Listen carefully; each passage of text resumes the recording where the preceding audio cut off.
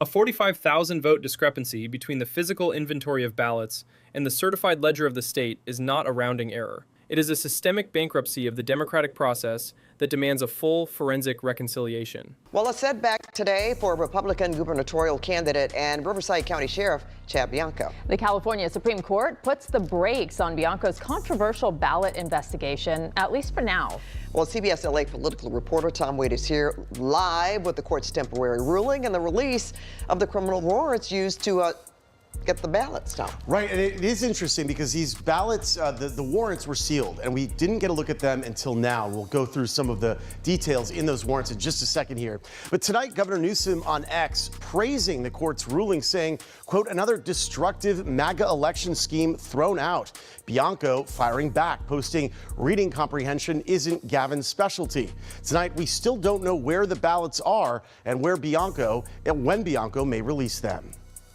California's Supreme Court orders Riverside County Sheriff and GOP candidate for governor Chad Bianco to stop his controversial ballot investigation while the court reviews the case. In a video posted on Facebook, Bianco says he's confident the court will ultimately allow his count to continue. We are witnessing a high volatility audit in California, where the physical chain of custody for 650,000 ballots has been seized by law enforcement, only to be frozen by a Supreme Court that appears desperate to redact the findings before the public can see the truth. The market for election integrity in Riverside County is currently in a state of receivership, and the information asymmetry between the Sheriff's Department and the State Attorney General is creating a liquidity crisis of trust that could bankrupt the credibility of the entire redistricting process. We will have arguments presented to them for the merits of our case and for them to basically, eventually, what we are very confident they will allow us to continue this investigation despite the Attorney General's attempts to cover it up. Sheriff Bianco, who has a history of repeating President Trump's false claims about election fraud, ordered 650,000 ballots seized from last fall's Prop 50 special election based on accusations from a citizens group with a history of election denialism that there were 45,000 questionable ballots. The Riverside County Registrar reported 0 issues with the tabulation. Along with the court's ruling, the criminal warrants used to justify the ballot seizure were unsealed, officially confirming Bianco used the questionable numbers from the citizens group to obtain the ballots. I am Camilo Motado, and this is Camilo's House. As a certified public accountant focused on forensic verification, I approach an election like a corporate restructuring, where the shareholders are being told the books are balanced, while the physical assets suggest a material loss. In a standard financial audit, if a citizens oversight group provides an adverse opinion backed by raw data showing 45,896 ghost units in your inventory, you don't just trust the registrar, you perform a full-scale inventory count.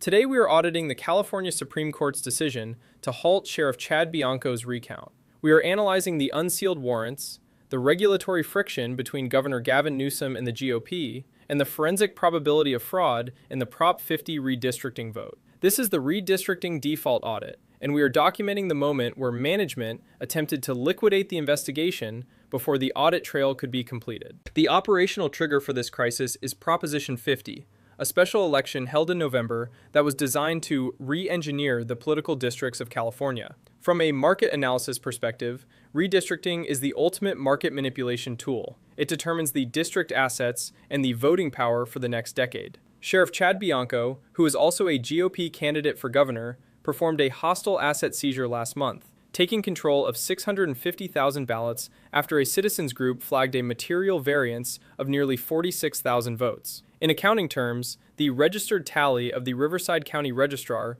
didn't match the physical receipt count. Bianco used a series of criminal warrants to move these ballots into a secure evidence vault, a move that signaled a systemic failure in the internal controls of the county's election hub. The legal ledger has hit a stop-loss order because the California Supreme Court has officially put the brakes on the investigation on Wednesday, April 8, 2026. This temporary stay was requested by Attorney General Rob Bonta, who is essentially acting as the corporate defense counsel for the status quo. From a forensic perspective, the unsealing of the warrants has provided us with the source documents for the seizure. We now know that Bianco's predicate for investigation was a felony allegation based on data presented at a Riverside County supervisor's meeting. The citizens group asked a fundamental audit question: Where is the paperwork for the 45,896 ballots? If those ballots exist in the certified total but have no supporting documentation, then they are unsubstantiated assets that must be liquidated from the count. However,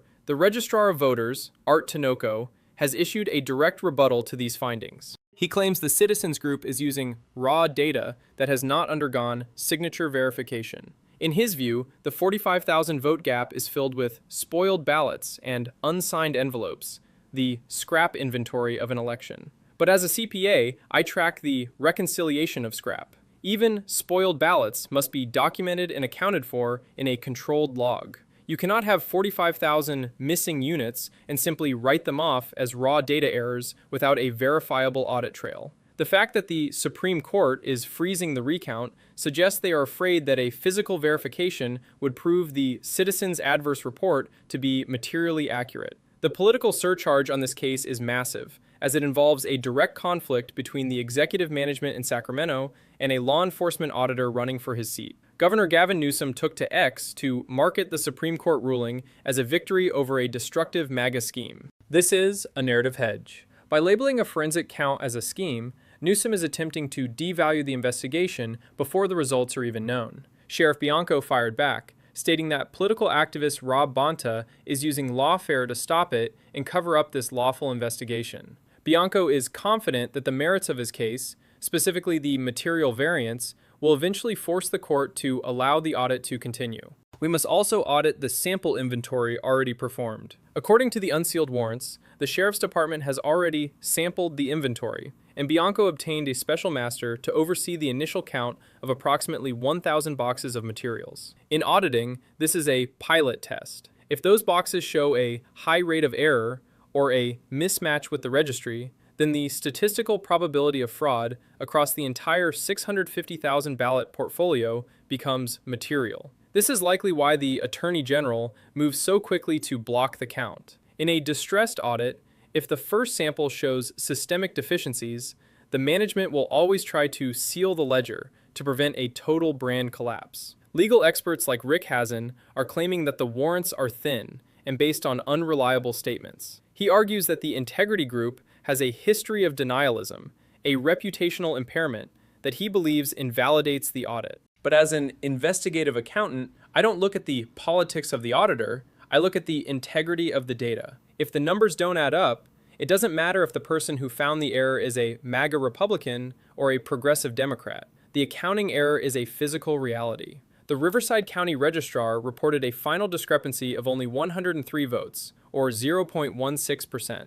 But in a hostile audit, the self-certification of management is never taken as fact. The geopolitical stress on California's redistricting cannot be overstated. Proposition 50 was the operating agreement for the state's future political dividends. If it was passed through fraudulent reporting, then the entire legislative infrastructure of the state is built on an insolvent foundation. The California Supreme Court's decision to pause the investigation creates a moral hazard. It tells the market that if you manipulate the vote effectively enough, the management will protect you from a forensic count. This redaction of transparency is what leads to a social default, where the voter shareholders no longer believe the annual report of the government. We must also analyze the endorsement conflict. Sheriff Bianco is currently neck and neck with Republican Steve Hilton for the lead in the race for governor. From a market positioning perspective, this leaves Bianco in a high-risk niche. He is fighting for election integrity to appeal to the GOP base, but he doesn't have the primary backing of the national brand.